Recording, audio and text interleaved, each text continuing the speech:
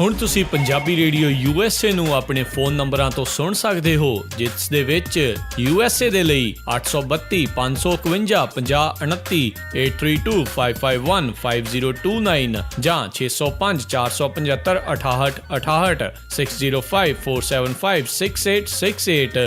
Toronto Canada ਦੇ ਲਈ 6479579633, British Columbia Canada ਲਈ 7786560460 ਜਾਂ 6046709696, ਕੈਲਗਰੀ ਕੈਨੇਡਾ ਦੇ ਲਈ 5873150587, ਇਟਲੀ ਦੇ ਲਈ 396899970694, ਪਾਕਿਸਤਾਨ ਦੇ ਲਈ 92021371300612, UK ਦੇ ਲਈ 3300101100, 3300101100, ਜਰਮਨੀ ਦੇ ਲਈ 51180904041511 80904041, ਫਰਾਂਸ ਦੇ ਲਈ 331801425595,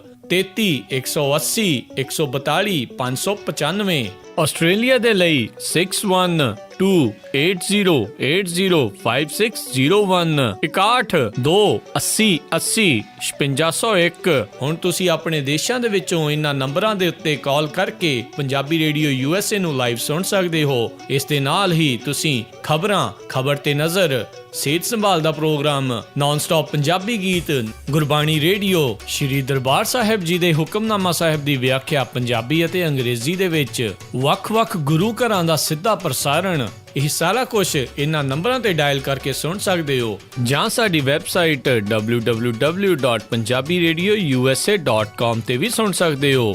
ਸੁਣਦੇ ਰਹੋ Punjabi radio USA। Punjabi radio USA ਸੁਣ ਰਹੇ ਸਾਰੇ ਹੀ ਮਾਣਯੋਗ ਅਤੇ ਸਤਿਕਾਰਤ ਸਰੋਤਿਆਂ ਨੂੰ ਪੰਜਾਬੀ ਰੇਡੀਓ USA ਦੀ ਟੀਮ ਅਤੇ ਮੇਰੇ ਰਾਜਕਨਵੀਰ ਸਿੰਘ ਵੱਲੋਂ ਆਪ ਜੀ ਨੂੰ ਬਹੁਤ ਪਿਆਰ ਸਤਿਕਾਰ ਸਹਿਤ ਦੋਨੋਂ ਜੋੜ ਕੇ ਨਿੱਘੀ ਜਿਹੀ ਸਤਿ ਸ੍ਰੀ ਅਕਾਲ। ਸਭ ਨੂੰ ਜੀ ਆਇਆਂ ਨੂੰ ਆਖਦੇ ਹਾਂ। ਸਰੋਤਿਓ, ਪ੍ਰੋਗਰਾਮ ਖਬਰ ਤੇ ਨਜ਼ਰ ਲੈ ਕੇ ਹਾਜ਼ਰ ਹੋ ਚੁੱਕੇ ਹਾਂ। ਪ੍ਰੋਗਰਾਮ ਖਬਰ ਤੇ ਨਜ਼ਰ ਦੇ ਵਿੱਚ ਅੱਜ ਦੇ ਦਿਨ ਸਾਡੇ ਨਾਲ ਪਟਿਆਲਾ ਸਟੂਡੀਓਜ਼ ਤੋਂ ਜੁੜਦੇ ਨੇ ਬਲਤੇਜ ਮੰਨੂ ਜੀ। ਬਲਤੇਜ ਮੰਨੂ ਜੀ, ਜੀ ਆਇਆਂ ਨੂੰ, ਸਤਿ ਸ੍ਰੀ ਅਕਾਲ ਜੀ। ਸਤਿ ਸ਼੍ਰੀ ਅਕਾਲ ਜੀ, ਧੰਨਵਾਦ ਜੀ, ਬਹੁਤ ਮਿਹਰਬਾਨੀ। ਪ੍ਰੋਗਰਾਮ ਖਬਰ ਤੇ ਨਜ਼ਰ ਨੂੰ ਸਪਾਂਸਰ ਕਰਦੇ ਨੇ ਖਾਲਸਾ ਇੰਸ਼ੋਰੈਂਸ ਏਜੰਸੀ ਵਾਲੇ, ਜਿਨ੍ਹਾਂ ਕੋਲੋਂ ਤੁਸੀਂ ਇੰਸ਼ੋਰੈਂਸ ਦੀਆਂ ਹਰ ਤਰ੍ਹਾਂ ਦੀਆਂ ਜ਼ਰੂਰਤਾਂ ਪੂਰੀਆਂ ਕਰ ਸਕਦੇ ਹੋ। ਉਹਨਾਂ ਦਾ ਫੋਨ ਨੰਬਰ 408-272-2500, 4082722500। ਉਸ ਦੇ ਨਾਲ ਗੁਰਦੀਪ ਸਿੰਘ ਵਿਰਦੀ, ਗੁਰਜੀਤ ਸਿੰਘ ਝਾਮਪੁਰ, ਸਤਨਾਮ ਸਿੰਘ ਸ਼ੇਰਗਿੱਲ ਅਤੇ ਹਰਕੇਵਲ ਸਿੰਘ, ਰਵਿੰਦਰ ਕੌਰ ਅਟਵਾਲ, ਇਹਨਾਂ ਸਾਰਿਆਂ ਦਾ ਅਸੀਂ ਧੰਨਵਾਦ ਕਰਦੇ ਹਾਂ।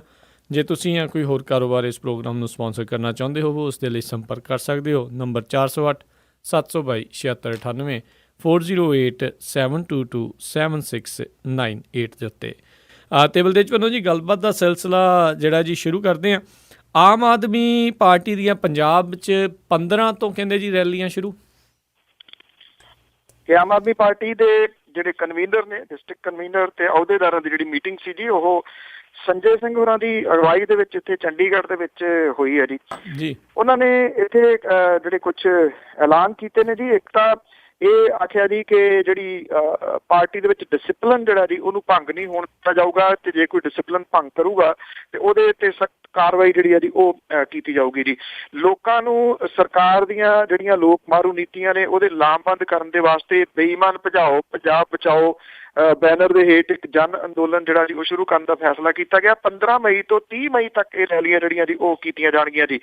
ਜਿਹੜੇ ਆਮ ਆਦਮੀ ਪਾਰਟੀ ਦੇ ਸਪੋਕਸਮੈਨ ਨੇ ਸੰਜੇ ਸਿੰਘ ਹੋਰਾਂ ਨੇ ਇਹਦੇ ਸਬੰਧ ਦੇ ਵਿੱਚ ਜਿਹੜਾ ਜੀ ਉਹ ਦੱਸਿਆ। ਉਹਨਾਂ ਨੇ ਕਿਹਾ ਕਿ ਇਹਦੇ ਸਬੰਧ ਜ਼ਿਲ੍ਹਾ ਪੱਧਰ ਦੇ ਉੱਤੇ ਸੈਮੀਨਾਰ ਜਿਹੜੇ ਨੇ ਉਹ ਵੀ ਕਰਵਾਏ ਜਾਣਗੇ। ਉਹਨਾਂ ਨੇ ਅਕਾਲੀ ਭਾਜਪਾ ਸਰਕਾਰ ਦੀ ਸਰਪ੍ਰਸਤੀ ਦੇ ਹੇਠ ਨਸ਼ੇ, ਭ੍ਰਿਸ਼ਟਾਚਾਰ, ਬੇਰੁਜ਼ਗਾਰੀ ਤੇ ਸਰਕਾਰੀ ਗੁੰਡਾਗਰਦੀ ਦੇ ਬਾਰੇ ਕਿਹਾ ਕਿ ਇੱਥੇ ਸਾਰੀਆਂ ਹੱਦਾਂ ਬੰਨੇ ਜਿਹੜੇ ਆ ਜੀ ਉਹ ਪਾਰ ਹੋ ਗਏ ਨੇ। ਉਹਨਾਂ ਨੇ ਇਹ ਵੀ ਗੱਲ ਕਹੀ ਕਿ ਬੂਥ ਪੱਧਰ ਤੇ 60% ਸਭ ਇਕਾਈਆਂ ਜਿਹੜੀਆਂ ਉਹ ਬਣਾ ਲਈਆਂ ਗਈਆਂ ਨੇ, ਜਦੋਂ ਕਿ ਬਾਕੀ ਜਿਹੜੀਆਂ ਰਹਿੰਦੀਆਂ ਨੇ ਜੀ ਉਹ ਬਣਾ ਕੇ 1 ਮਹੀਨੇ ਦੇ ਵਿੱਚ ਜਿਹੜਾ ਜੀ ਪੰਜਾਬ ਦੇ ਵਿੱਚ ਢਾਂਚਾ ਜਿਹੜਾ ਪਾਰਟੀ ਦਾ ਉਹ ਐਲਾਨ ਦਿੱਤਾ ਜਾਊਗਾ। ਉਹਨਾਂ ਨੇ ਇਹ ਵੀ ਗੱਲ ਕਹੀ ਜੀ ਕਿ ਜਿਹੜੀਆਂ ਪੰਜਾਬ ਦੀਆਂ ਚੋਣਾਂ ਨੇ ਉਹ ਅਰਵਿੰਦ ਕੇਜਰੀਵਾਲ ਹੋਰਾਂ ਦੀ ਅਗਵਾਈ ਦੇ ਵਿੱਚ ਔਰ ਉਹਨਾਂ ਦੇ ਨਾਮ ਥੱਲੇ ਜਿਹੜੀਆਂ ਜੀ ਅਰਵਿੰਦ ਕੇਜਰੀਵਾਲ ਹੋਰਾਂ ਦੇ ਨਾਮ ਦੇ ਥੱਲੇ ਇਹ ਚੋਣਾਂ ਜਿਹੜੀਆਂ ਨੇ ਉਹ ਲੜੀਆਂ ਜਾਣਗੀਆਂ ਜੀ। ਉਹ ਇੱਥੇ ਜਿਹੜੇ ਪਾਰਟੀ ਦੇ ਅਹੁਦੇਦਾਰ ਨੇ ਜੀ ਉਹਨਾਂ ਦੀ ਮੀਟਿੰਗ ਨੂੰ ਸੰਬੋਧਨ ਕਰਨ ਦੇ ਵਾਸਤੇ ਜਿਹੜਾ ਉਹ ਆਏ ਸੀਗੇ ਚੰਡੀਗੜ੍ਹ ਦੇ ਵਿੱਚ।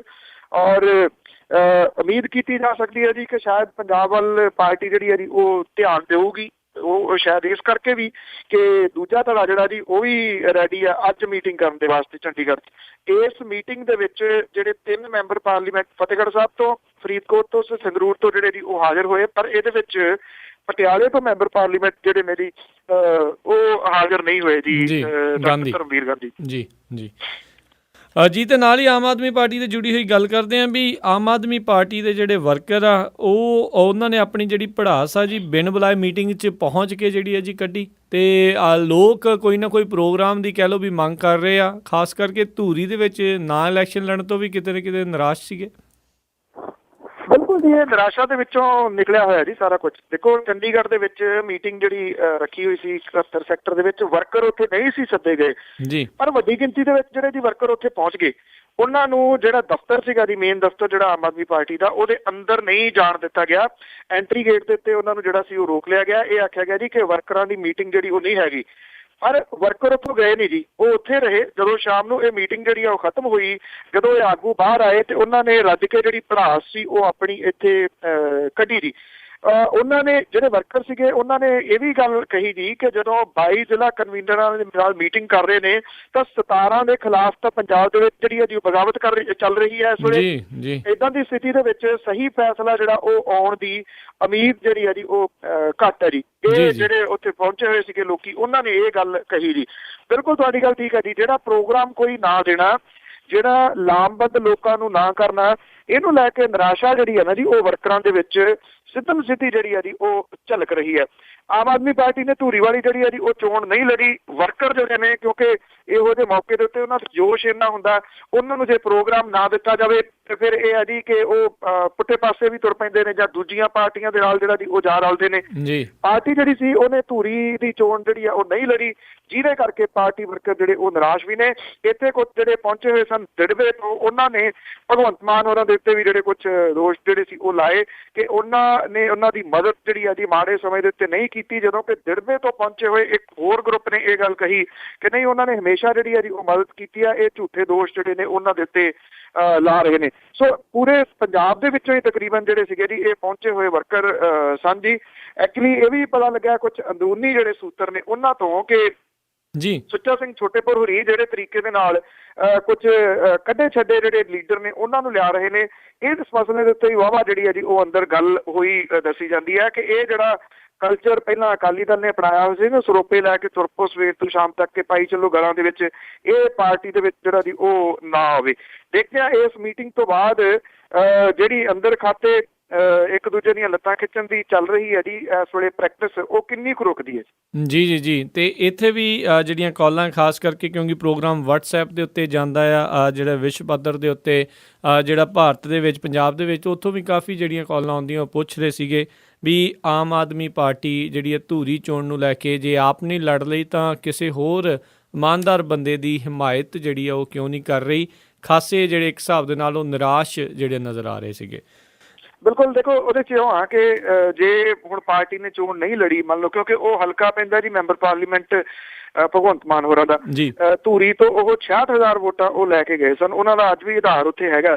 ਪਰ ਜੇ ਪਾਰਟੀ ਜਾਂ ਉਹ ਕਿਸੇ ਬੰਦੇ ਦੀ ਹਮਾਇਤ ਕਰਦੇ ਨੇ ਤੇ ਸ਼ਾਇਦ ਪਾਰਟੀ ਜਿਹੜੀ ਹੈ ਜੀ ਫਿਰ ਉਹਦੇ ਗੁੱਸੇ ਦਾ ਉਹਨਾਂ ਨੂੰ ਸ਼ਿਕਾਰ ਹੋਣਾ ਪੈ ਸਕਦਾ, ਕਿਉਂਕਿ ਦੇਖਿਆ ਜਾਵੇ ਤਾਂ ਕਿਸੇ ਬੰਦੇ ਦੀ ਓਪਨਲੀ ਹਮਾਇਤ ਨਹੀਂ ਕੀਤੀ ਜਾ ਸਕਦੀ। ਜਦੋਂ ਪਾਰਟੀ ਨੇ ਚੋਣ ਨਹੀਂ ਲੜੀ ਤਾਂ ਉਹ ਕਿਸੇ ਨੂੰ ਜੇ ਹਮਾਇਤ ਹੀ ਦੇ ਦੇ ਫਿਰ ਤਾਂ ਗੱਲ ਉੱਥੇ ਆ ਗਈ ਜੀ ਵੀ ਉਹਨੇ ਆਪ ਤੋਂ ਨਾ ਚੋਣ ਲੜੀ। ਇਸ ਕਰਕੇ ਸ਼ਾਇਦ ਓਪਨਲੀ ਹਮਾਇਤ ਕਿਸੇ ਦੀ ਵੀ ਜਿਹੜੀ ਆ ਉਹ ਨਹੀਂ ਕੀਤੀ ਜਾ ਰਹੀ। ਹਾਂ, ਪਿਛਲੇ ਦਿਨਾਂ ਦੇ ਵਿੱਚ ਕੁਝ ਖਬਰਾਂ ਜਿਹੜੀਆਂ ਉਹ ਜ਼ਰੂਰ ਇੱਥੇ ਕਾਤਰਾਂ ਜਿਹੜੀਆਂ ਘੁੰਮਦੀਆਂ ਸਨ WhatsApp ਦੇ ਉੱਤੇ ਕਿ ਸੁੱਚਾ ਸਿੰਘ ਛੋਟੇਪੁਰ ਹੋਰਾਂ ਨੇ ਕਿਹਾ ਕਿ ਖੱਬਿਆਂ ਦੀ ਮਦਦ ਜਿਹੜੀ ਆ ਜੀ ਉੱਥੇ ਕੀਤੀ ਜਾਊਗੀ, ਖੱਬੇ ਸੱਜਿਆਂ ਦੀ। ਤੋਂ ਇਸ ਕਰਕੇ ਕੁਝ ਜਿਹੜੇ ਵਰਕਰ ਨੇ ਉਹ ਉੱਥੇ ਨੋਟਾ ਜਿਹੜਾ ਬਟਨ ਹੈ ਜੀ ਉਹਦਾ ਵੀ ਪ੍ਰਚਾਰ ਕਰਦੇ ਵੇਖੇ ਜਾ ਸਕਦੇ ਨੇ ਜੀ। ਅੰਦਰ ਖਾਤੇ ਨਹੀਂ ਕਿਹਾ, ਮੈਂ ਤੁਹਾਡੀ ਗੱਲ ਨਾਲ ਇਹਨਾਂ ਜ਼ਰੂਰ ਸਹਿਮਤ ਹਾਂ ਜੀ ਕਿ ਕੁਝ ਇਸ਼ਾਰੇ ਹੁੰਦੇ ਨੇ ਜਿਹੜੇ ਸਾਰੇ ਸਿਆਸੀ ਪਾਰਟੀਆਂ ਲੋਕੇ ਵੀ ਦਿੰਦੀਆਂ ਨੇ, ਉਹ ਤਾਂ ਦੇ ਦੇਣੇ ਚਾਹੀਦੇ ਨੇ ਜੀ, ਕੋਈ ਆਸ ਬੰਦੇ ਦੀ ਮਦਦ ਕਰ ਦਿਓ। ਜੀ। ਤੇ ਅਗਲੀ ਜਿਹੜੀ ਆਪਾਂ ਗੱਲ ਕਰਦੇ ਹਾਂ, ਮੁੱਖ ਮੰਤਰੀ ਪ੍ਰਕਾਸ਼ ਬਾਦਲ ਹੁਣਾਂ ਨੇ 18 ਸਾਲ ਪਹਿਲਾਂ ਹੀ ਸਥਾਪਿਤ ਭਗਤ ਨਾਮਦੇਵ ਜੀ ਦੀ ਇੱਕ ਜਿਹੜੀ ਚੇਅਰ ਆ ਉਸ ਨੂੰ ਦੁਬਾਰਾ ਅਨਾਊਂਸ ਕਰਤਾ। ਬਿਲਕੁਲ ਜੀ, ਐਕਚੁਅਲੀ ਇਹ ਬੜਾ ਅਜੀਬੋ-ਗਰੀਬ ਗੱਲ ਹੈ ਜੀ। ਬੰਦਾ ਕਹਿੰਦੇ ਨੇ ਜਦੋਂ 72 ਜਾਂਦਾ ਫਿਰ ਉਹਨੂੰ ਚੇਤਾ ਚੂਤਾ ਭੁੱਲ ਜਾਂਦਾ ਜੀ। ਪ੍ਰਕਾਸ਼ ਸਿੰਘ ਬਾਦਲ ਹੋਰਾਂ ਨੇ ਪਿੰਡ ਘਮਾਣ ਦੇ ਵਿੱਚ ਜਿਹੜਾ ਮਰਾਠੀ ਸਾਹਿਤ ਸੰਮੇਲਨ ਚੱਲ ਰਿਹਾ ਮਹਾਰਾਸ਼ਟਰ ਤੋਂ, ਜਿੱਥੇ ਬਹੁਤ ਸਾਰੇ ਲੋਕ ਆਏ ਹੋਏ ਨੇ, ਪੰਜਾਬ ਤੇ ਮਹਾਰਾਸ਼ਟਰ ਜਿਹੜੇ ਨੇ ਜੀ ਉਹਨਾਂ ਦੇ ਕਲਚਰ ਜਿਹੜਾ ਜੀ ਉਹਨਾਂ ਦਾ ਵਟਾਂਦਰਾ ਕੀਤਾ ਜਾ ਰਿਹਾ ਜੀ। ਭਗਤ ਨਾਮਦੇਵ ਜੀ ਦਾ ਇਹ ਪਿੰਡ ਆ ਜੀ ਜਿਹੜਾ ਘਮਾਣ, ਇੱਥੇ ਜਿੱਥੇ ਸੰਮੇਲਨ ਚੱਲ ਰਿਹਾ। ਇਹਦੇ ਵਿੱਚ ਇੱਕ ਜਦੋਂ ਜਿਹੜੀ ਆਪਣੇ ਗੁਰੂ ਨਾਨਕ ਦੇਵ ਯੂਨੀਵਰਸਿਟੀ ਹੈ ਜੀ, ਉਹਦੇ ਵਿੱਚ 1997 ਦੇ ਵਿੱਚ ਪੰਜਾਬ ਸਰਕਾਰ ਨੇ ਇੱਕ ਚੇਅਰ ਸਥਾਪਿਤ ਕੀਤੀ ਸੀ ਭਗਤ ਨਾਮਦੇਵ ਜੀ ਦੇ ਨਾਂ ਦੇ ਉੱਤੇ। ਇਹ ਚੇਅਰ ਜਿਹੜੀ ਹੈ ਜੀ ਫੰਡਾਂ ਦੀ ਘਾਟ ਕਰਕੇ ਪਿਛਲੇ 9 ਸਾਲਾਂ ਤੋਂ ਬੰਦ ਪਈ ਹੈ ਤੇ ਮੁੱਖ ਮੰਤਰੀ ਪ੍ਰਕਾਸ਼ ਸਿੰਘ ਬਾਦਲ ਹੋਰਾਂ ਦਾ ਚੇਤਾ ਅਜੀਬ ਹੈ ਜੀ। ਉਹਨਾਂ ਨੇ ਦੁਬਾਰਾ ਇਹ ਐਲਾਨ ਕਰਤਾ ਜੀ ਕਿ ਭਗਤ ਨਾਮਦੇਵ ਜੀ ਦੇ ਨਾਂ ਦੇ ਉੱਤੇ ਚੇਅਰ ਜਿਹੜੀ ਹੈ ਜੀ ਉਹ ਗੁਰੂ ਨਾਨਕ ਦੇਵ ਯੂਨੀਵਰਸਿਟੀ ਦੇ ਵਿੱਚ ਸਥਾਪਿਤ ਜਿਹੜੀ ਹੈ ਜੀ ਉਹ ਕੀਤੀ ਜਾਊਗੀ। 7 ਵੱਖ-ਵੱਖ ਚੇਅਰਾਂ ਜਿਹੜੀਆਂ ਜੀ ਉਹ ਪੰਜਾਬ ਸਰਕਾਰ ਨੇ ਸਥਾਪਿਤ ਕੀਤੀਆਂ ਹੋਈਆਂ ਨੇ। ਇਹਦੇ ਵਿੱਚ Namdhari Guru Ram Singh chair, Guru Gobind Singh chair, Sant Kabir chair, doctor BR Ambedkar chair, Bhagat Namdev chair, Guru Ravidas chair ਤੇ ਹਜ਼ਰਤ ਮੀਆਂ ਮੀਰ ਚੇਅਰ ਜਿਹੜੇ ਸ਼ਾਮਲ ਨੇ। ਇਹਦੇ ਵਿੱਚ ਸਿਰਫ ਨਾਮਧਾਰੀ ਗੁਰੂ ਰਾਮ ਸਿੰਘ ਚੇਅਰ ਚੱਲ ਰਹੀ ਹੈ, ਜਿਹਦਾ ਫੰਡ ਹਰ ਸਾਲ ਯੂਨੀਵਰਸਿਟੀ ਦੇ ਕੋਲੇ ਪਹੁੰਚਦਾ ਹੈ। 2001 ਦੇ ਵਿੱਚ ਸਥਾਪਿਤ ਹੋਈ ਇਸ ਚੇਅਰ ਦੇ ਮੁਖੀ ਡਾਕਟਰ ਜੋਗਿੰਦਰ ਸਿੰਘ 2006 ਤੋਂ ਜਿਹੜੇ ਜੀ ਉਹ ਕਾਰਜਸ਼ੀਲ ਨੇ। 1997 ਦੇ ਵਿੱਚ ਭਗਤ ਨਾਮਦੇਵ ਚੇਅਰ ਜਿਹੜੀ ਸਥਾਪਿਤ ਹੋਈ ਸੀ, ਉਦੋਂ ਇਹਦੀ ਚੇਅਰਪਰਸਨ ਪੰਜਾਬੀ ਦੀ ਪ੍ਰੋਫੈਸਰ ਡਾਕਟਰ ਇਕਬਾਲ ਕੌਰ ਸੰਧੂ ਨੂੰ ਲਾਇਆ ਗਿਆ ਸੀਗਾ। ਡਾਕਟਰ ਸੌਧ ਨੇ ਆਪਣੀ ਸੇਵਾ ਮੁਕਤੀ ਜੂਨ 1999 ਤੱਕ ਇਸ ਚੇਅਰ ਦੇ ਉੱਤੇ ਕੰਮ ਜਿਹੜਾ ਸੀਗਾ ਉਹ ਕੀਤਾ। ਉਸ ਤੋਂ ਬਾਅਦ ਪੰਜਾਬੀ ਅਧਿਐਨ ਵਿਭਾਗ ਦੇ ਪ੍ਰੋਫੈਸਰ ਡਾਕਟਰ ਧਰਮ ਸਿੰਘ ਇਹਦੇ ਮੁਖੀ ਬਣੇ, ਪਰ ਉਸ ਤੋਂ ਬਾਅਦ 2006 ਦੇ ਵਿੱਚ ਭਗਤ ਨਾਮਦੇਵ ਚੇਅਰ ਜਿਹੜੀ ਬੰਦ ਹੋ ਗਈ ਕਿਉਂਕਿ ਪੰਜਾਬ ਸਰਕਾਰ ਵੱਲੋਂ ਕੋਈ ਫੰਡ ਜਿਹੜਾ ਉਹ ਨਹੀਂ ਆਇਆ। ਜਿਹੜੇ ਗੁਰੂ ਨਾਨਕ ਦੇਵ ਯੂਨੀਵਰਸਿਟੀ ਦੇ ਸੂਤਰ ਨੇ ਉਹ ਇਹ ਦੱਸਦੇ ਨੇ ਕਿ ਇੱਕ ਜਿਹੜੀ ਚੇਅਰ ਹੈ ਉਹਨੂੰ ਚਲਾਉਣ ਦੇ ਵਾਸਤੇ ਸਾਲਾਨਾ ਤਕਰੀਬਨ 20 ਲੱਖ ਰੁਪਈਆ ਜਿਹੜਾ ਜੀ ਉਹ ਲੋੜ ਹੁੰਦੀ ਹੈ। ਤੇ ਉਹ ਇਹ ਕਹਿੰਦੇ ਨੇ ਕਿ ਅਸੀਂ ਪੰਜਾਬ ਸਰਕਾਰ ਨੂੰ ਹਰ ਸਾਲ ਜਿਹੜਾ ਜੀ ਉਹ ਬਜਟ ਬਣਾ ਕੇ ਭੇਜਦੇ ਆ, ਪਰ ਸਰਕਾਰ ਨੇ ਕਦੀ ਇਹਦੇ ਜਦੋਂ ਪੈਸੇ ਨਹੀਂ ਦਿੱਤੇ ਤੇ ਹੌਲੀ ਹੌਲੀ ਇਹ ਸਾਰੀਆਂ ਚੇਅਰਾਂ ਜਿਹੜੀਆਂ ਜੀ ਉਹ ਬੰਦ ਹੋ ਗਈਆਂ। ਇਸ ਵੇਲੇ ਇੱਕੋ ਚੇਅਰ ਜਿਹੜੀ ਹੈ ਜੀ ਉਹ ਚੱਲਦੀ ਆ, ਉਹ ਜਿਹੜੀ ਨਾਮਧਾਰੀ ਗੁਰੂ ਰਾਮ ਸਿੰਘ ਚੇਅਰ ਆ ਜੀ। ਬਾਕੀ ਸਾਰੀਆਂ ਜਿਹੜੀਆਂ ਬੰਦ ਨੇ ਤੇ ਹੋ ਸਕਦਾ ਜਿਹੜੀਆਂ ਗਿਣੀਆਂ ਨੇ ਜੀ ਆਉਂਦੇ ਦਿਨਾਂ ਦੇ ਦੌਰਾਨ ਵੋਟ ਬੈਂਕ ਹੈ ਉਹਦੇ ਹਿਸਾਬ ਦੇ ਨਾਲ ਇੱਕ ਇੱਕ ਜਿਹੜੀ ਆ ਜੀ ਉਹ ਦੁਬਾਰਾ ਉਹਨੂੰ ਫੇਰ ਜਿਹੜਾ ਜੀ ਸਥਾਪਿਤ ਕੀਤਾ ਜਾਵੇ। ਇਹ ਤਾਂ ਨੀਂਹ ਪੱਥਰਾਂ ਵਾਲਾ ਕੰਮ ਹੀ ਹੋ ਗਿਆ ਜੀ। ਜਿਹਦੀ ਸਰਕਾਰ ਆਉਂਦੀ ਆ ਉਹ ਨਵਾਂ ਨੀਂਹ ਪੱਥਰ ਗੱਡ ਜਾਂਦਾ, ਉੱਥੇ ਆ ਕੇ ਬਣਦਾ ਬਣਾਉਂਦਾ ਉੱਥੇ ਕੱਖ ਨੀਗਾ। ਇਹ ਚੇਅਰਾਂ ਦੀ ਰਾਜਨੀਤੀ ਜਿਹੜੀ ਹੈ ਨਾ ਜੀ ਪ੍ਰਕਾਸ਼ ਸਿੰਘ ਬਾਦਲ ਹੋਰੀ ਮੂਰਖ ਬਣਾ ਰਹੇ ਨੇ ਲੋਕਾਂ ਨੂੰ, ਔਰ ਲੋਕ ਜਿਹੜੇ ਨੇ ਉਹ ਬਣੀ ਜਾ ਰਹੇ ਨੇ ਸ਼ਾਇਦ। ਜੀ ਬਿਲਕੁਲ ਬਿਲਕੁਲ। ਅਗਲੀ ਗੱਲ ਕਰਦੇ ਹਾਂ, ਧੂਰੀ 'ਚ ਹਾਜ਼ਰੀ ਲਵਾਈ ਕੈਪਟਨ ਅਮਰਿੰਦਰ ਹੋਣਾ ਨੇ। ਬਿਲਕੁਲ ਜੀ, ਉੱਥੇ ਪਹੁੰਚੇ ਨੇ ਔਰ ਆਪਣਾ ਵੱਖਰਾ ਜਿਹੜਾ ਜੀ ਉਹ ਸਾਰਾ ਤਾਮਝਾਮ ਲੈ ਕੇ, ਭਾਵ ਕਿ ਉਹ ਜਿਹੜੀ ਚੱਲ ਰਹੀ ਕਾਂਗਰਸ ਦੀ ਉੱਥੇ ਚੋਣ ਮੁਹਿੰਮ ਹੈ ਜੀ ਉਹਦੇ ਨਾਲ ਨਹੀਂ, ਵੱਖਰੇ ਤੌਰ ਦੇ ਉੱਤੇ ਗਏ। ਉਹਨਾਂ ਦੇ ਨਾਲ 30 ਦੇ ਕਰੀਬ ਜਿਹੜੇ MLA ਤੇ 50 ਦੇ ਕਰੀਬ ਸਾਬਕਾ MLA, ਸਾਬਕਾ MP ਤੇ ਆਗੂ ਜਿਹੜੇ ਉਹ ਸ਼ਾਮਲ ਸਨ, ਜਿੱਥੇ ਉਹਨਾਂ ਨੇ ਧੂਰੀ ਦੇ ਵਿੱਚ ਜਾ ਕੇ ਚੋਣ ਪ੍ਰਚਾਰ ਕਰਕੇ ਕਾਂਗਰਸ ਹਾਈ ਕਮਾਂਡ ਦੀ ਗੱਲ ਜਿਹੜੀ ਹੈ ਜੀ ਉਹ ਮੰਨੀ ਆ ਉੱਥੇ ਚੋਣ ਪ੍ਰਚਾਰ ਦੀ। ਉੱਥੇ ਨਾਲ ਦੀ ਨਾਲ ਉਹਨਾਂ ਨੇ ਆਪਣਾ ਜਿਹੜੀ ਤਾਕਤ ਦਾ ਪ੍ਰਦਰਸ਼ਨ ਉਹਨਾਂ ਨੇ ਇੱਕ ਵਾਰੀ ਫੇਰ ਕਰ ਦਿੱਤਾ। ਉਹਨਾਂ ਨੇ ਇੱਥੇ ਪਿੰਡ ਦੇ ਵਿੱਚ ਜਿੱਥੇ ਵੱਖ-ਵੱਖ ਚੋਣ ਰੈਲੀਆਂ ਜਿਹੜੀਆਂ ਨੇ ਜੀ ਉਹਨਾਂ ਨੂੰ ਸੰਬੋਧਨ ਕੀਤਾ। ਉਹਨਾਂ ਨੇ ਸਰਕਾਰ ਜਿਹੜੀ ਆ ਜੀ ਉਹਨੂੰ ਲੰਮੇ ਹੱਥੀ ਲਿਆ ਕਈ ਮਸਲਿਆਂ ਦੇ ਉੱਤੇ। ਮੀਮਸਾ, ਕਾਂਝਲਾ, ਕਾਂਝਲੀ, ਘਨੌਰੀ, ਧੂਰੀ ਦੇ ਵਿੱਚ ਉਹਨਾਂ ਨੇ ਜ਼ੋਰਦਾਰ ਪ੍ਰਚਾਰ ਕੀਤਾ ਜੀ। ਉੱਥੇ ਉਹਨਾਂ ਨੇ ਇਹ ਗੱਲ ਜਿਹੜੀ ਆਖੀ ਸਰਕਾਰ ਨੂੰ, ਪੰਜਾਬ ਸਰਕਾਰ ਨੂੰ, ਕਿ ਧੂਰੀ ਤੋਂ ਜਿਹੜੀ ਹੈ ਜੀ ਸ਼ੁਰੂਆਤ ਹੋ ਜੂਗੀ ਅਕਾਲੀ ਦਲ ਦੀਆਂ ਜੜ੍ਹਾਂ ਜਿਹੜੀਆਂ ਉਹ ਪੁੱਟਣ ਦੇ ਵਾਸਤੇ। ਉਹਨਾਂ ਨੇ ਕਿਹਾ ਕਿ 2017 ਦੇ ਵਿੱਚ ਕਾਂਗਰਸ ਦੀ ਸਰਕਾਰ ਜਿਹੜੀ ਆ ਉਹ ਬਣੂਗੀ। ਪੰਜਾਬ ਦੇ ਪਾਣੀਆਂ ਦੇ ਬਾਰੇ ਦੇ ਵਿੱਚ ਉਹਨਾਂ ਨੇ ਇਹ ਗੱਲ ਆਖੀ ਕਿ ਪ੍ਰਕਾਸ਼ ਸਿੰਘ ਬਾਦਲ ਹੋਰਾਂ ਨੇ ਸਮਝੌਤਾ ਇੱਕ ਕਰ ਲਿਆ ਹੋਇਆ ਕਿ ਉਹਨਾਂ ਨੇ ਪੰਜਾਬ ਦੇ ਪਾਣੀ ਜਿਹੜੇ ਨੇ ਉਹ ਦੂਜੇ ਸੂਬਿਆਂ ਨੂੰ ਦੇ ਦੇਣੇ ਨੇ। ਉਹਨਾਂ ਕਿਹਾ ਕਿ ਕਿਸੇ ਵੀ ਹਾਲਤ ਦੇ ਵਿੱਚ ਹੋਣ ਨਹੀਂ ਦਿੱਤਾ ਜਾਊਗਾ ਜੀ।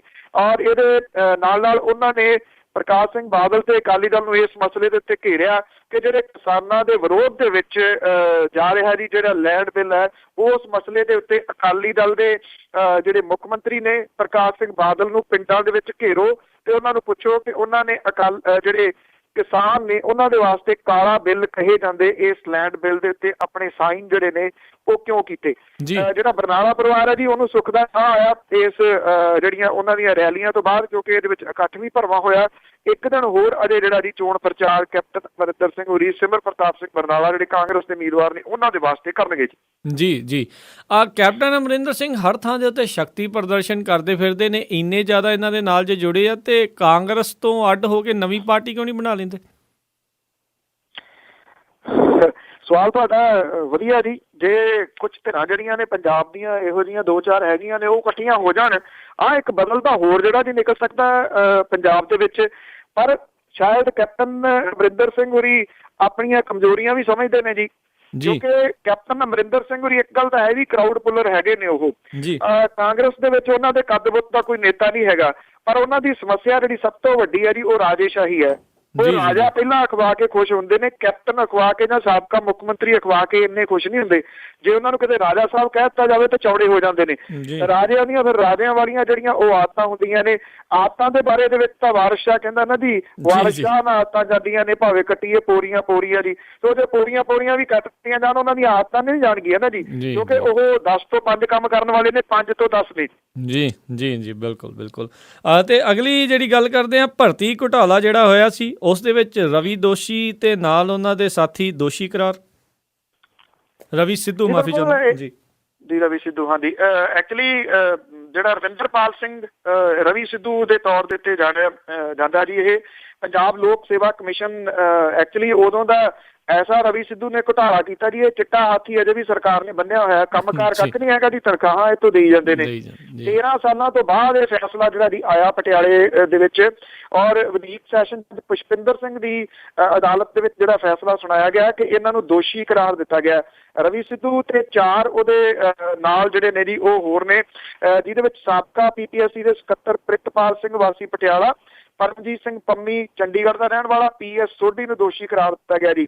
ਇਹਦੇ ਵਿੱਚੋਂ ਜਸਪਾਲ ਸਿੰਘ ਤੇ ਗੁਰਪਾਲ ਸਿੰਘ ਨਾਂ ਦੇ 2 ਮੁਲਜ਼ਮ ਜਿਹੜੇ ਨੇ ਜੀ ਉਹਨਾਂ ਨੂੰ ਅਦਾਲਤ ਨੇ ਬਰੀ ਕਰ ਦਿੱਤਾ। 5 ਹੋਰ ਮੁਲਜ਼ਮਾਂ ਦੇ ਵਿੱਚੋਂ 3 ਦੀ ਮੌਤ ਹੋ ਚੁੱਕੀ ਹੈ, 2 ਭਗੌੜੇ ਨੇ। ਦੋਸ਼ੀ ਕਰਾਰ ਦਿੱਤੇ ਗਏ 4 ਜਣਿਆਂ ਨੂੰ ਅਦਾਲਤ ਦੇ ਹੁਕਮਾਂ ਪਿੱਛੋਂ ਜੇਲ੍ਹ ਭੇਜ ਦਿੱਤਾ ਗਿਆ ਜੀ। ਅਜੇ ਇਹਦੀ ਸਜ਼ਾ ਜਿਹੜੀ ਹੈ ਜੀ ਅੱਜ ਸੁਣਾਈ ਜਾਊਗੀ। ਔਰ 1996 ਤੋਂ ਲੈ ਕੇ 2002 ਤੱਕ PPSC ਦੇ ਚੇਅਰਮੈਨ ਰਹੇ ਰਵੀ ਸਿੱਧੂ ਦੀ ਸਿਫਾਰਿਸ਼ ਦੇ ਉੱਤੇ ਕਮਿਸ਼ਨ ਨੇ ਪੰਜਾਬ ਸਰਕਾਰ ਦੇ ਵੱਖ-ਵੱਖ ਵਿਭਾਗਾਂ ਦੇ ਵਿੱਚ 4000 ਦੇ ਕਰੀਬ ਗਜ਼ਟਡ ਆਫੀਸਰਸ ਦੀ ਭਰਤੀ ਕੀਤੀ ਸੀਗੀ।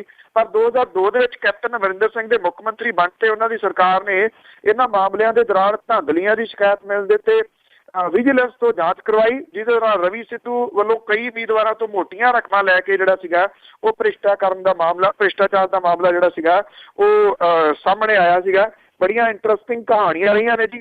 ਸੁਣਨ ਵਾਲਿਆਂ ਨੂੰ ਯਾਦ ਹੋਊਗਾ ਕਿ ਇੱਕ ਜਿਹੜੇ ਆਫੀਸਰ ਸਨ ਦੀ ਪੁਲਿਸ ਦੇ, ਉਹਨਾਂ ਨੇ ਆਪਣੇ ਮੁੰਡੇ ਦੀ ਭਰਤੀ ਦੇ ਵਾਸਤੇ 5 ਲੱਖ ਰੁਪਈਆ ਦੇ ਦਿੱਤਾ। ਉਹ ਨੋਟ ਨਕਲੀ ਸੀਗੇ ਜੀ ਸਾਰੇ ਦੇ ਸਾਰੇ। ਰਵੀ ਸਿੱਧੂ ਵੀ ਸ਼ੈਤਾਨ ਸੀਗਾ ਤੇ ਉਹਨੇ ਨੋਟ ਰੱਖ ਛੱਡੇ ਤੇ ਅਗਲੀ ਵਾਰੀ ਉਹੀ ਜਿਹੜੇ ਆਫੀਸਰ ਸਨ ਉਹ ਆਪਣੀ ਬੇਟੀ ਦੀ ਤਰੱਕੀ ਦੇ ਵਾਸਤੇ 5 ਲੱਖ ਹੋਰ ਲੈ ਕੇ ਆਏ। ਉਹਨਾਂ ਨੇ ਉਹ 5 ਲੱਖ ਰੱਖ ਲਿਆ, ਕਹਿੰਦੇ ਇਹ ਤਾਂ ਆ ਗਿਆ ਨਕਲੀ ਨੋਟਾਂ ਵਾਲਾ ਜਿਹੜਾ ਸੀਗਾ ਉਦੋਂ ਦੇ ਲਿਆਂਦੇ ਹੋਏ, ਆਪਣੇ ਨਕਲੀ ਮੈਂ ਸਾਂਭ ਕੇ ਰੱਖੇ, ਲੈ ਜਾ, ਇਹ ਅਸਲੀ ਆ ਗਏ। ਉਹਨੇ ਜਿਹੜਾ ਤਰੱਕੀ ਕਰਾਉਣੀ ਉਹ ਹੋਰ ਲੈ ਆਈ।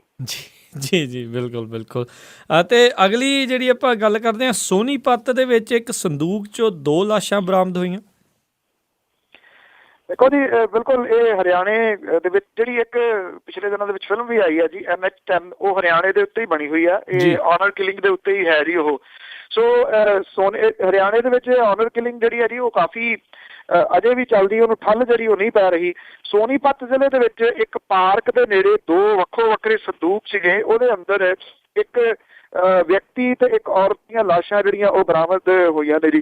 ਪੁਲਿਸ ਪਹਿਲੇ ਜਿਹੜਾ ਜੀ ਮੁੱਢਲੇ ਰੂਪ ਦੇ ਵਿੱਚ ਜਾਣਕਾਰੀ ਦੇ ਮੁਤਾਬਕ ਕਹਿ ਰਹੀ ਹੈ ਕਿ ਇਹ ਇੱਜ਼ਤ ਖਾਤਰ ਕੀਤੇ ਗਏ ਕਤਲ ਜਿਹੜੇ ਉਹ ਲੱਗਦੇ ਨੇ ਜੀ। ਸੋਨੀਪਤ ਦੇ ਜਿਹੜੇ SP ਨੇ ਉਹਨਾਂ ਨੇ ਕਿਹਾ ਕਿ ਦੇਵੀ ਲਾਲ ਪਾਰਕ ਦੇ ਇੱਕ ਨੁੱਕਰ ਦੇ ਵਿੱਚ ਇਹਨਾਂ ਨੂੰ ਸੰਦੂਕਾਂ ਨੂੰ ਜਿਹੜਾ ਸੀਗਾ ਉਹ ਰੱਖਿਆ ਹੋਇਆ ਸੀਗਾ। ਉਹਦੇ ਵਿੱਚ ਜਿਹੜੀਆਂ ਇਹ ਅਣਪਛਾਤੀਆਂ ਲਾਸ਼ਾਂ ਪਈਆਂ ਸਨ ਜੀ, ਔਰ ਇਹਨਾਂ ਲਾਸ਼ਾਂ ਦੇ ਉੱਤੇ ਕੋਈ ਕੱਪੜਾ ਨਹੀਂ ਸੀਗਾ ਜੀ, ਜਿਹਦੇ ਕਰਕੇ ਲੱਗਦਾ ਜੀ ਕਿ ਇਹ ਆਨਰ ਕਿਲਿੰਗ ਦਾ ਮਸਲਾ ਹੈ। ਜਿਹੜਾ ਬੰਦਾ ਜੀ ਉਹ 30 ਸਾਲ ਦੀ ਉਮਰ ਹੈ ਔਰ 25 ਤੋਂ 30 ਸਾਲ ਦੇ ਵਿਚਕਾਰ ਜਿਹੜੀ ਹੈ ਜੀ ਉਹ ਔਰਤ ਦੀ ਉਮਰ ਜਿਹੜੀ ਹੈ ਜੀ ਉਹ ਜਾਪਦੀ ਹੈ। ਜਿਹੜੀ ਔਰਤ ਹੈ ਜੀ ਉਹਨੇ ਚੂੜਾ ਵੀ ਪਾਇਆ ਹੋਇਆ, ਔਰ ਇਹ ਕਿਹਾ ਜਾ ਸਕਦਾ ਜੀ ਕਿ ਸ਼ਾਇਦ ਉਹਨਾਂ ਨੇ ਘਰੋਂ ਭੱਜ ਕੇ ਜਿਹੜਾ ਵਿਆਹ ਵਗੈਰਾ ਕਰਵਾਇਆ ਤੇ ਫਿਰ ਜਿਹੜੇ ਪਰਿਵਾਰ ਸੀਗੇ ਜੀ ਉਹਨਾਂ ਦੇ ਹੱਥੀਂ ਉਹ ਚੜ੍ਹ ਗਏ ਨੇ ਜੀ। ਜਿੱਥੇ ਕਿ ਲਾਸ਼ਾਂ ਮਿਲੀਆਂ ਨੇ ਜੀ, ਇੱਕ ਪਾਸੇ ਦਿੱਲੀ ਤੇ ਦੂਜੇ ਪਾਸੇ ਉੱਤਰ ਪ੍ਰਦੇਸ਼ ਦੀ ਸਰਹੱਦ ਜਿਹੜੀ ਹੈ ਜੀ ਉਹ ਲੱਗਦੀ ਹੈ। ਇਹ ਹਰਿਆਣੇ ਦੇ ਰਹਿਣ ਵਾਲੇ ਨੇ, ਉੱਤਰ ਪ੍ਰਦੇਸ਼ ਦੇ ਰਹਿਣ ਵਾਲੇ ਨੇ। ਅਜੇ ਇਹਦੀ ਛਾਣਬੀਣ ਜਿਹੜੀ ਹੈ ਜੀ ਉਹ ਪੁਲਿਸ ਕਰ ਰਹੀ ਹੈ। ਜੀ ਜੀ ਜੀ। ਅਗਲੀ ਗੱਲ ਕਰਦੇ ਹਾਂ, ED ਦੇ ਨਿਰੰਜਨ ਸਿੰਘ, ਉਹਨਾਂ ਨੇ ਇਸ ਜਿਹੜੇ ਪੂਰੇ ਡਰੱਗ ਵਾਲੇ ਮਾਮਲੇ ਦੇ ਵਿੱਚ ਆਪਣੀ ਚੁੱਪੀ ਤੋੜੀ। 6000 ਕਰੋੜ ਰੁਪਏ ਦਾ ਜਿਹੜਾ ਡਰੱਗ ਰੈਕਟ ਕੇਸ ਦੇ ਵਿੱਚ ਪੰਜਾਬ ਦੇ ਮਾਲ ਮੰਤਰੀ ਬਿਕਰਮ ਸਿੰਘ ਮਜੀਠੀਆ ਤੋਂ ਪੁੱਛ ਪੜਤਾਲ ਕਰਨ ਵਾਲੇ ਐਨਫੋਰਸਮੈਂਟ ਡਾਇਰੈਕਟੋਰੇਟ ਦੇ ਅਧਿਕਾਰੀ ਨਿਰੰਜਨ ਸਿੰਘ ਨੇ ਅੱਜ ਪੰਜਾਬ ਤੇ ਹਰਿਆਣਾ ਹਾਈ ਕੋਰਟ ਦੇ ਵਿੱਚ ਜਿਹੜੀ ਹੈ ਜੀ ਚੁੱਪ ਤੋੜੀ ਹੈ ਇਸ ਮਸਲੇ ਦੇ ਉੱਤੇ। ਇਹਦੇ ਨਾਲ ਮੇਰੀ ਚਾਚੇ ਇਹ ਜਿਹੜੀ ਕੇਸ ਤੇ ਇਹ ਜਿਹੜੀ ਜਾਂਚ ਹੈ ਜੀ ਇਹ ਨਵੇਂ ਮੋੜ ਦੇ ਵਿੱਚ ਦਾਖਲ ਜਿਹੜੀ ਹੈ ਜੀ ਉਹ ਹੋ ਗਈ ਆ। ਕਿਉਂਕਿ ਜਿਹੜੇ ਨਿਰੰਜਨ ਸਿੰਘ ਹੋਰੀ ਨੇ ਉਹਨਾਂ ਨੇ ਆਪਣੇ ਵਕੀਲ ਦੇ ਰਾਹੀਂ ਜਿਹੜੇ ਕਿ ਖੁਦ ਮੌਜੂਦ ਸਨ ਅਦਾਲਤ ਦੇ ਵਿੱਚ ਇੱਥੇ ਔਰ ਪੰਜਾਬ ਹਰਿਆਣਾ ਹਾਈ ਕੋਰਟ ਦੇ ਵਿੱਚ, ਉਹਨਾਂ ਨੇ ਆਪਣੇ ਵਕੀਲ ਦੇ ਰਾਹੀਂ ਇਹ ਗੱਲ ਕਹੀ ਹੈ ਕਿ ਇਹ ਜਿਹੜਾ ਇਨਫੋਰਸਮੈਂਟ ਡਾਇਰੈਕਟੋਰੇਟ ਦਾ ਦਾਅਵਾ ਬਿਲਕੁਲ ਗਲਤ ਹੈ ਕਿ ਇਹਦੀ ਜਾਂਚ ਜਿਹੜੀ ਹੈ ਜੀ ਉਹ ਮੁਕੰਮਲ ਹੋ ਗਈ ਹੈ। ਉਹਨਾਂ ਨੇ ਕਿਹਾ ਕਿ ਇਹਦੀ ਜਾਂਚ ਅਜੇ ਮੁਕੰਮਲ ਨਹੀਂ ਹੋਈ, ਉਹ ਇਹਦੀ ਜਾਂਚ ਜਿਹੜੀ ਹੈ ਜੀ ਉਹ ਕਰ ਰਹੇ ਨੇ। ਨਿਰੰਜਨ ਸਿੰਘ ਹੋਰਾਂ ਦੀ ਜਲੰਧਰ ਦੇ ਜ਼ੋਨਲ ਦਫ਼ਤਰ ਤੋਂ ਹੋਈ ਬਦਲੀ ਜਿਹੜੀ ਹੈ ਜੀ ਉਹਦੇ ਬਾਰੇ ਇਨਫੋਰਸਮੈਂਟ ਡਾਇਰੈਕਟੋਰੇਟ ਨੇ ਕਿਹਾ ਕਿ ਇਹਦੇ ਉੱਤੇ ਕੋਈ ਅਸਰ ਨਹੀਂ ਪਊਗਾ। ਨਿਰੰਜਨ ਸਿੰਘ ਹੋਰਾਂ ਨੇ ਆਪਣੇ ਵਕੀਲ ਦੇ ਜਿਹੜੇ ਨਾਲ ਇਹ ਕਿਹਾ ਜੀ ਨਹੀਂ ਬਿਲਕੁਲ ਅਸਰ ਜਿਹੜਾ ਇਹਦੇ ਉੱਤੇ ਪਊਗਾ। ਉਹਨਾਂ ਨੇ ਜਿਹੜੇ ਉਹਨਾਂ ਦੇ ਵਕੀਲ ਨੇ ਜਿਹੜੀ ਗੱਲ ਕੀਤੀ ਆ ਉਹਦੇ ਵਿੱਚ ਉਹਨਾਂ ਨੇ ਇਹ ਕਿਹਾ ਕਿ ਇੱਕ ਤਾਂ ਇਹ ਜੀ ਕਿ ਇਹਦੀ ਜਾਂਚ ਜਿਹੜੀ ਆ ਉਹ ਮੁਕੰਮਲ ਨਹੀਂ ਹੋਈ। ਉਹਨਾਂ ਨੇ ਕਿਹਾ ਇਹਦੀ ਜਾਂਚ ਅਜੇ ਵੀ ਚੱਲ ਰਹੀ ਹੈ। ਉਹਨਾਂ ਨੇ ਕਿਹਾ ਕਿ ਜਿਹੜੇ ਨਵੇਂ ਲਾਏ ਗਏ ਆਫੀਸਰ ਨੇ ਇਹ ਆਖਿਆ ਗਿਆ ਕਿ ਉਹ ਇਹਦੇ ਵਾਸਤੇ ਕਾਬਲ ਨੇ, ਭਾਵ ਕਿ ਜਿਹੜੇ ਇਹਦੀ ਜਾਂਚ ਕਰ ਰਹੇ ਨੇ, ਜਦੋਂ ਕਿ ਇਹ ਆਖਿਆ ਗਿਆ ਕਿ ਜਿਹੜਾ ਉਹਨਾਂ ਦੀ ਜਗ੍ਹਾ ਦੇ ਉੱਤੇ ਲਾਇਆ ਗਿਆ ਅਜੇ ਸਿੰਘ ਹੈ ਉਹਨੂੰ ਸਹਾਇਕ ਡਾਇਰੈਕਟਰ ਦੇ ਵਜੋਂ ਸਿਰਫ 10 ਦਿਨਾਂ ਦਾ ਤਜਰਬਾ, ਜਦੋਂ ਕਿ ਦੂਜਾ ਜਿਹੜਾ ਅਧਿਕਾਰੀ ਰਾਜ ਕੁਮਾਰ ਹੈ ਉਹ ਸਹਾਇਕ ਡਾਇਰੈਕਟਰ ਦੇ ਤੌਰ ਦੇ ਉੱਤੇ 3 ਮਹੀਨੇ ਸਿਰਫ ਉਹਦੇ ਕੋਲੇ ਤਜਰਬਾ ਹੈ।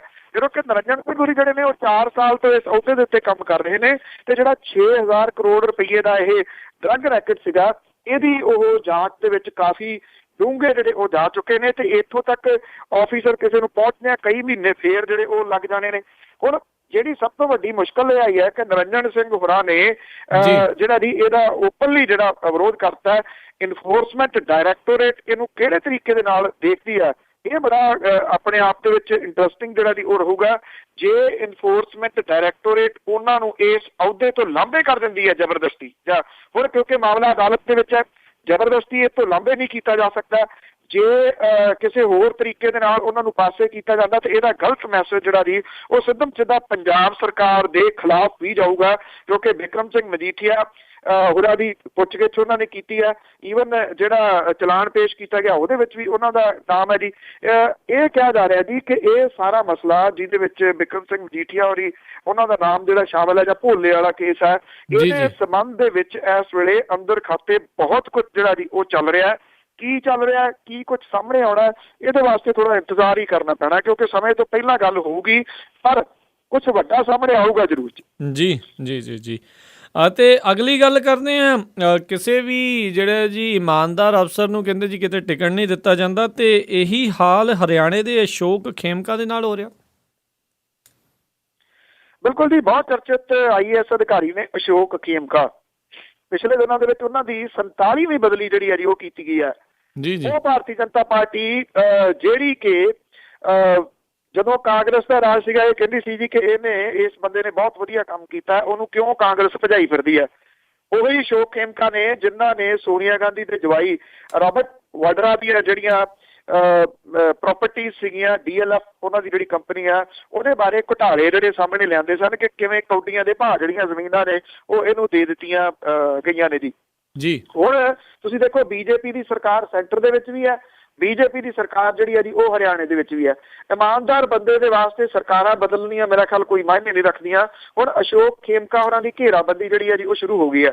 ਕਰ ਤੇ ਆਬਕਾਰੀ ਵਿਭਾਗ ਦੇ ਵਧੀਕ ਜਿਹੜੇ ਨੇ ਜੀ ਰੋਸ਼ਨ ਲਾਲ, ਉਹਨਾਂ ਨੇ ਮੁੱਖ ਸੈਕਟਰੀ ਜਿਹੜੇ ਨੇ ਜੀ ਉਹਨਾਂ ਨੂੰ ਚਿੱਠੀ ਲਿਖ ਕੇ ਖੇਮਕਾ ਦੇ ਵਿਰੁੱਧ CBI ਜਾਂਚ ਦੀ ਮੰਗ ਕਰਤੀ ਹੈ ਜੀ। ਰੋਸ਼ਨ ਲਾਲ ਨੇ ਗੈਲ ਵੈਲਿਊਮ ਸ਼ੀਟ ਦੀ ਖਰੀਦਦਾਰੀ ਦੇ ਵਿੱਚ ਖੇਮਕਾ ਦੇ ਉੱਤੇ ਬੇਨਿਯਮੀਆਂ ਦਾ ਦੋਸ਼ ਜਿਹੜਾ ਜੀ ਉਹ ਲਾਤਾ ਹੈ। 30 ਪੰਨਿਆਂ ਦੀ ਆਪਣੀ ਚਿੱਠੀ ਦੇ ਵਿੱਚ ਰੋਸ਼ਨ ਲਾਲ ਨੇ 2013 ਦੇ ਵਿੱਚ ਕੀਤੀ ਗਈ ਆਪਣੀ ਜਾਂਚ ਰਿਪੋਰਟ ਤੇ ਸਕੈਗ ਦੀ ਹਾਲੀਆ ਜਿਹੜੀ ਆਡਿਟ ਰਿਪੋਰਟ ਹੈ ਜੀ ਉਹਦਾ ਹਵਾਲਾ ਦਿੱਤਾ ਹੈ।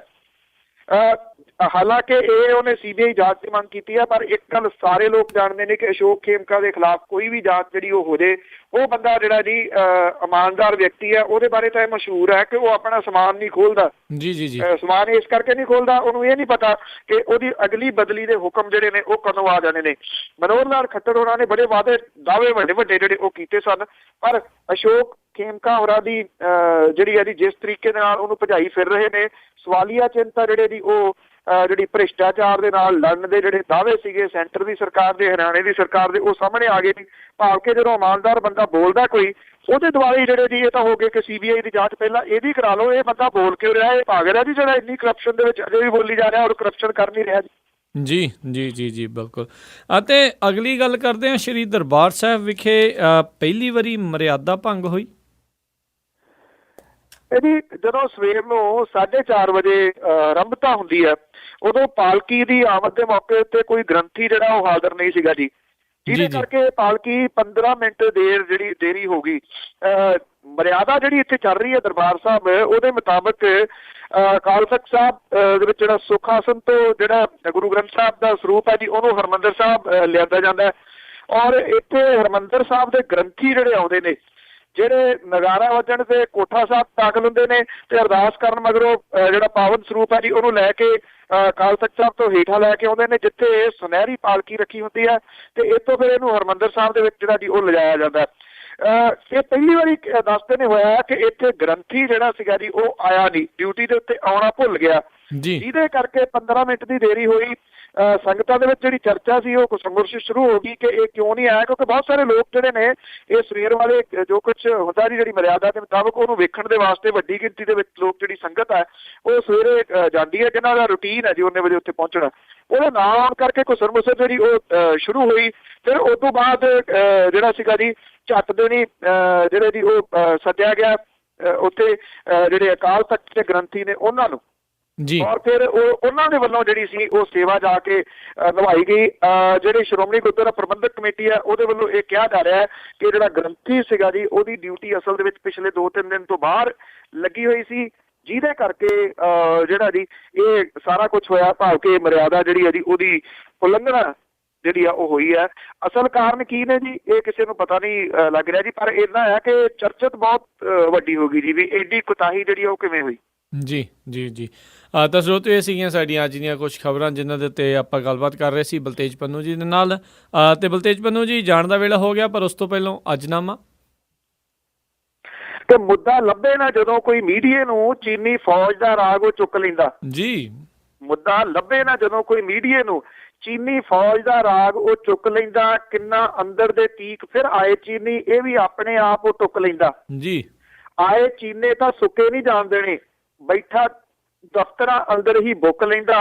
ਆਉਂਦਾ ਫੌਜ ਦੇ ਵੱਲੋਂ ਜੇ ਕੋਈ ਖੰਡਨ ਲਿਖਿਆ ਬੋਲਿਆ, ਝੱਟ ਹੈ ਥੁੱਕ ਲੈਂਦਾ ਜੀ। ਇਹੋ ਖੇਡ ਹੁਣ ਗਈ ਦੁਹਰਾਈ ਮੁੜ ਕੇ, ਚੀਨਣ ਫੌਜ ਗਈ ਹੱਦ ਟਪਾਈ ਮੁੜ ਕੇ ਜੀ। ਇਹੋ ਖੇਡ ਹੁਣ ਗਈ ਦੁਹਰਾਈ ਮੁੜ ਕੇ, ਚੀਨਣ ਫੌਜ ਗਈ ਹੱਦ ਟਪਾਈ ਮੁੜ ਕੇ। ਪਿੱਛੋਂ ਆਖਿਆ ਖਬਰ ਨਹੀਂ ਸੱਚ ਹੈ ਸੀ, ਆਪੇ ਲਾਈ ਤੇ ਫੇਰ ਝੁਠਲਾਈ ਮੁੜ ਕੇ ਜੀ ਜੀ ਜੀ। ਬਹੁਤ ਬਹੁਤ ਧੰਨਵਾਦ ਬਲਤੇਜ ਪੰਨੂ ਜੀ, ਤੁਸੀਂ ਸਾਡੇ ਨਾਲ ਜੁੜੇ ਇਹਨਾਂ ਖਬਰਾਂ ਦੇ ਉੱਤੇ ਜਿਹੜੀ ਜੀ ਰੋਸ਼ਨੀ ਪਾਈ। ਬਹੁਤ ਬਹੁਤ ਸ਼ੁਕਰੀਆ। ਅਗਲੇ ਬੁਲੇਟਿਨ ਤੱਕ ਲਈ ਤੁਹਾਡਾ ਧੰਨਵਾਦ। ਸਤਿ ਸ੍ਰੀ ਅਕਾਲ। ਬਹੁਤ ਮਿਹਰਬਾਨੀ ਜੀ, ਥੈਂਕ ਯੂ ਜੀ, ਸਤਿ ਸ੍ਰੀ ਅਕਾਲ ਜੀ। ਸੋ ਤੁਸੀਂ ਸੁਣ ਰਹੇ ਸੀ ਜੀ ਆਪਾਂ ਅੱਜ ਦਾ ਪ੍ਰੋਗਰਾਮ ਖਬਰ ਤੇ ਨਜ਼ਰ। ਅੱਜ ਦਾ ਪ੍ਰੋਗਰਾਮ ਹੁਣ ਇੱਥੇ ਹੀ ਸਮਾਪਤ ਹੈ। ਅਗਲੇ ਬੁਲੇਟਿਨ ਤੱਕ ਲਈ ਮੈਨੂੰ ਰਾਜਕਨਵੀਰ ਸਿੰਘ ਨੂੰ ਵੀ ਇਜਾਜ਼ਤ ਦਿਓ। ਮੇਰੇ ਵੱਲੋਂ ਵੀ ਆਪ ਸਭ ਨੂੰ ਬਹੁਤ ਪਿਆਰ ਸਤਿਕਾਰ ਸਹਿਤ ਦੋਨੋਂ ਹੱਥ ਜੋੜ ਕੇ ਨਿੱਕੀ ਜਿਹੀ ਸਤਿ ਸ੍ਰੀ ਅਕਾਲ। ਜਿਹਦੇ ਵਾਸਤੇ ਜੋ ਹੱਸਦੇ ਖੇਲਦੇ ਰਹੋ ਤੇ ਸੁਣਦੇ ਰਹੋ ਜੀ ਪੰਜਾਬੀ ਰੇਡੀਓ USA।